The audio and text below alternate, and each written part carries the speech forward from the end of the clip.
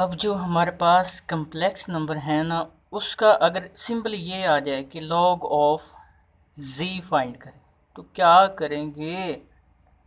उसके लिए आज हम देखेंगे कि क्या मेथड होगा हमारे पास। सिंपली z हमारे पास क्या होता है, z इज इक्वल टू होता है x plus iota y।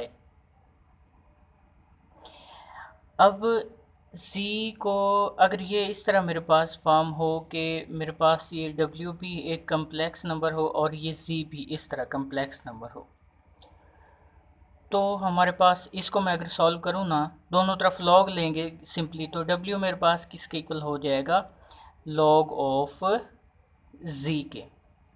Okay, simply आप w को फाइंड कर लेंगे तो हमारा सोल्यूशन आ जाएगा। ये मेथड बेशक लर्न ना करें, क्योंकि हमने सिंपली इसका फार्मूला देख लिया तो हम उसको कर देंगे। मतलब मैं फार्मूला ड्राइव करने की कोशिश कर रहा हूँ। ओमेगा मेरे पास क्या है, u प्लस एयोटा v।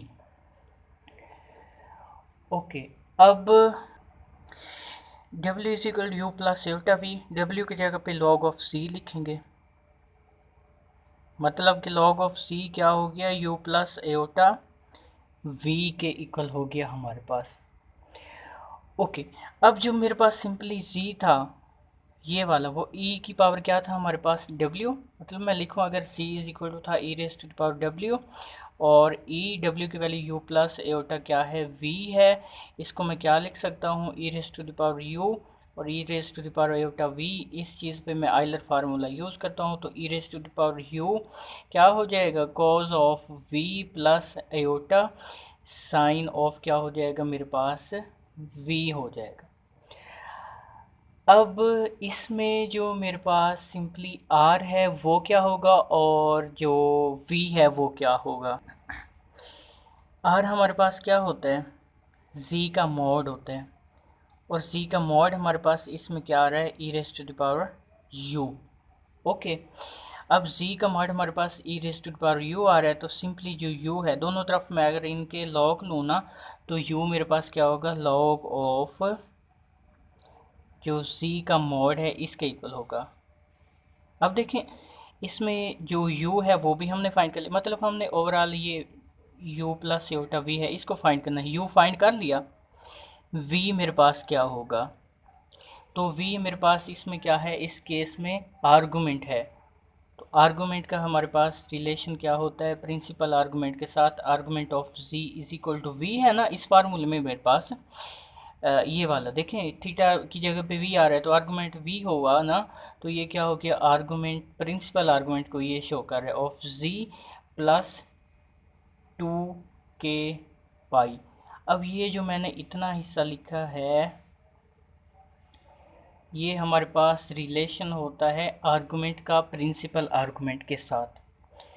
तो हमारे पास क्या हो गया, लॉग ऑफ z किसके इक्वल था, मैं अगर लिखूं w के इक्वल था, w किसके इक्वल था, u प्लस एयोटा v के इक्वल था। u की वैल्यू क्या है हमारे पास, लॉग ऑफ क्या है, मॉड ऑफ z है, प्लस एयोटा। v की वैल्यू क्या है मेरे पास, argument of z plus 2k pi. Okay, ये हो गया। या इसको हम सिंपली लिख सकते हैं कि log ऑफ z मेरे पास क्या होगा, log ऑफ प्रिंस जो मॉडुलस है वो होगा plus iota principal argument of क्या होगा, z होगा। तो ये फार्मूला हम याद रखेंगे। इसके अभी हम एग्जांपल देखते हैं। प्लस में हमारे पास क्या है, 2k पाई, ये हो गया।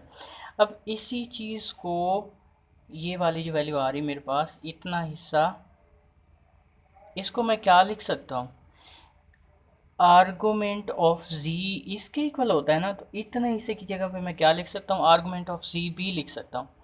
मतलब सिंपलेस्ट फॉर्म में मेरे पास अगर मैं प्रिंसिपल आर्गूमेंट की फॉर्म में फाइंड करूँगा तो ये फार्मूला होगा, ये याद रखना है।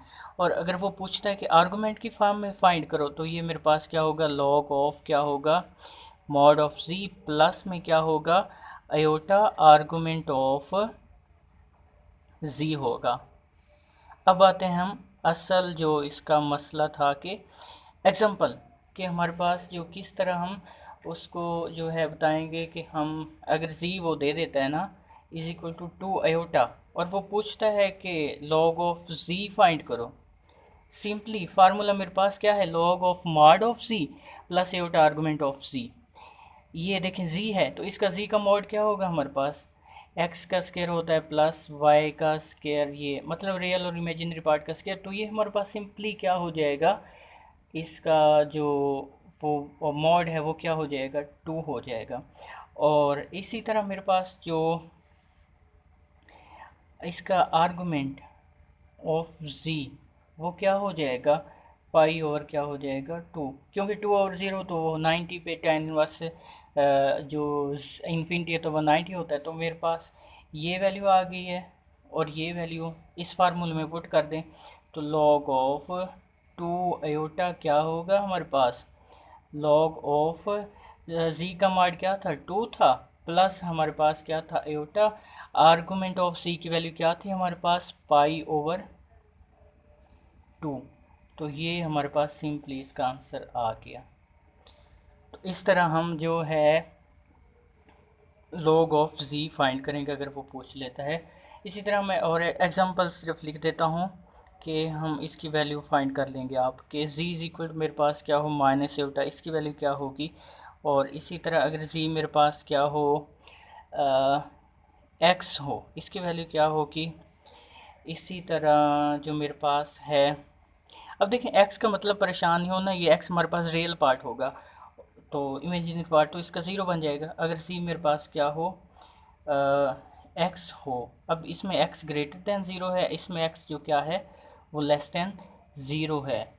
तो एक केस में हमारे पास आर्गुमेंट क्या बनेगा, ज़ीरो बनेगा। दूसरे केस में तो ये हमारे पास एग्जांपल देखें, इसमें x की वैल्यू जो है ना जब लेस दैन ज़ीरो हो तो मतलब नेगेटिव होगा, इसमें पॉजिटिव होगा कि ग्रेटर दैन ज़ीरो है हमारे पास। तो इसी तरह हमारे पास क्वेश्चन अगर आ जाए कि सिंपली आखिरी क्वेश्चन लिखता हूँ -4 + 3 आयोटा।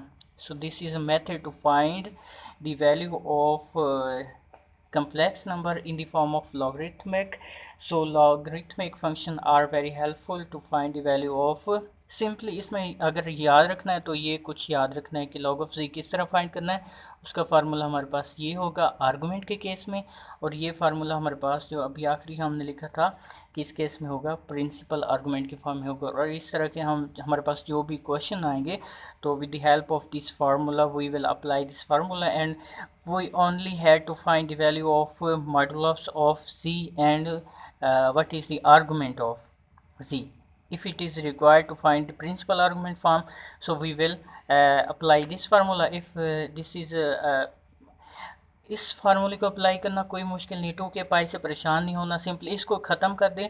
ये जो भी ये हमारे पास क्वेश्चन दिया है ना तो इसका हमने देखा बताया था आपको लेक्चर 2 में आई थिंक कि प्रिंसिपल आर्गुमेंट इसका किस तरह फाइंड करना, सिंपली उसकी वैल्यू इधर लिख दें, बस काम ख़त्म।